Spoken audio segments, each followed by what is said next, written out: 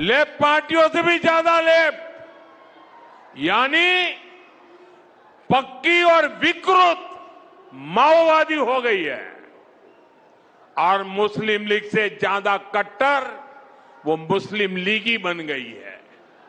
ये भारत के राजनीतिक मानस में आए उस परिवर्तन का संकेत है, जहां जनता अब वंशवाद नहीं, परिवारवाद नहीं, विश्वासवाद चुन रही है।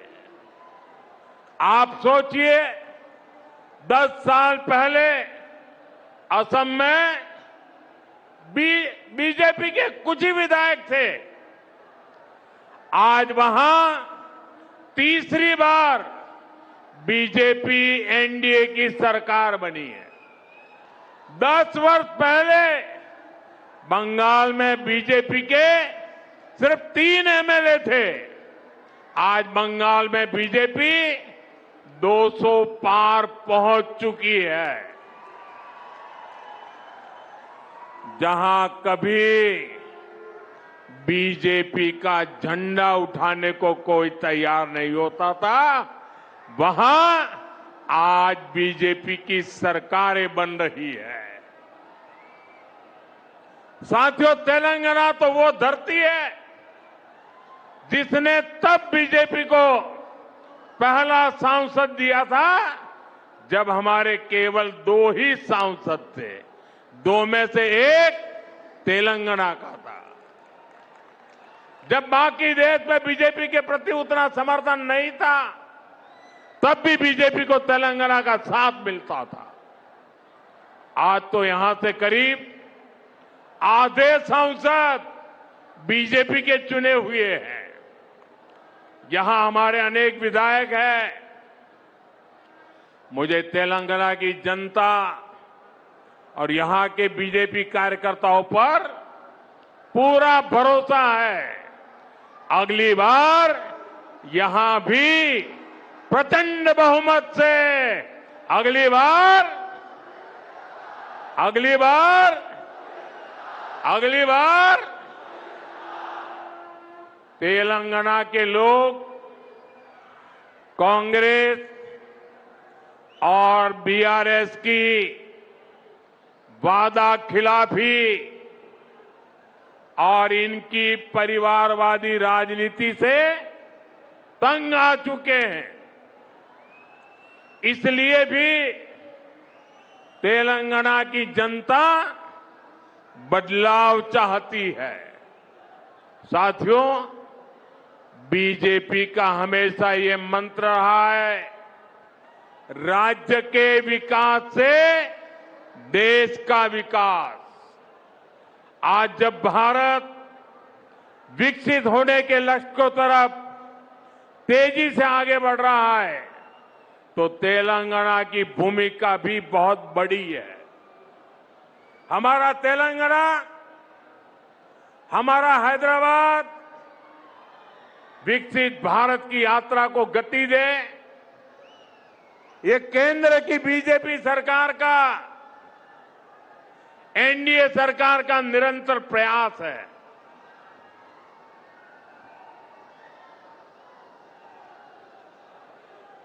इसी मकसद के साथ थोड़ी देर पहले मुझे हजारों करोड़ रुपए के प्रोजेक्ट्स का शिलान्यास करने का अवसर मिला।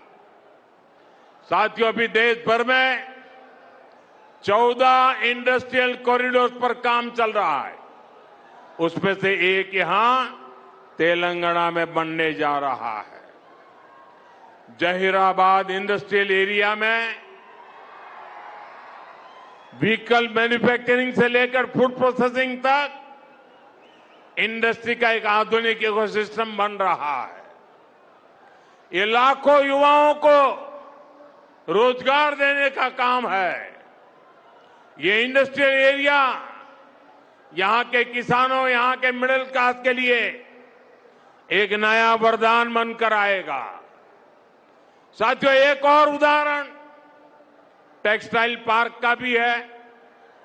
पूरे देश के लिए 7 पीएम मित्र टेक्सटाइल पार्क स्वीकृत हुए। उनमें से भी एक यहां तेलंगाना में हमारे वारंगल में बन रहा है। ये तेलंगाना के कपड़ा उद्योग को नई बुलंदी देगा। यहां जो कॉटन फार्मर है, ये टेक्सटाइल पार्क उनके भाग्य को बदलने का काम करेगा और इसमें भी रोजगार के लाखों अवसर बनेंगे। साथियों, तेलंगाना के कॉटन किसानों के लिए एक और खुशखबरी है। हाल में ही कॉटन की प्रोडक्शन और क्वालिटी बढ़ाने के लिए केंद्र सरकार ने एक नए मिशन को स्वीकृति दी है। हजारों करोड़ रुपए के इस मिशन से यहां के लाखों कपास किसानों को मदद मिलेगी, किसानों की आय बढ़ेगी और टेक्सटाइल सेक्टर के लिए कपास के इंपोर्ट पर भारत की निर्भरता भी कम होगी। साथियों, बीजेपी का फोकस विकास पर, रोजगार निर्माण पर है, लेकिन कांग्रेस यहां क्या कर रही है, ये आप अच्छे से देख रहे हैं। देश के सिर्फ 3 राज्यों में ही अभी कांग्रेस के मुख्यमंत्री बचे हैं। सिर्फ 3 राज्य। कांग्रेस कहीं भी हो, इनका एक ही मॉडल है, पहले झूठ बोलो और फिर भूल जाओ। चुनाव जीतने के लिए आसमान से तारे तोड़ करके लाने के वादा करते हैं और सरकार बनने के बाद ये बहाने करने लगते हैं। साथियों, हिमाचल और कर्नाटका में कांग्रेस अपने वादों को भूल गई है। वहां की जनता कांग्रेस सरकार से बहुत परेशान है। यहां तेलंगाना में भी यही सब चल रहा है। साथियों, कांग्रेस की प्राथमिकता जनता की सेवा करना नहीं है। कांग्रेस अब देश बांटने वाली नफरती राजनीति का मुख्य आधार हो गई है। कांग्रेस लेफ्ट पार्टियों से भी ज्यादा लेफ्ट यानी पक्की और विकृत माओवादी हो गई है और मुस्लिम लीग से ज्यादा कट्टर वो मुस्लिम लीगी बन गई है। इसलिए लोग कांग्रेस को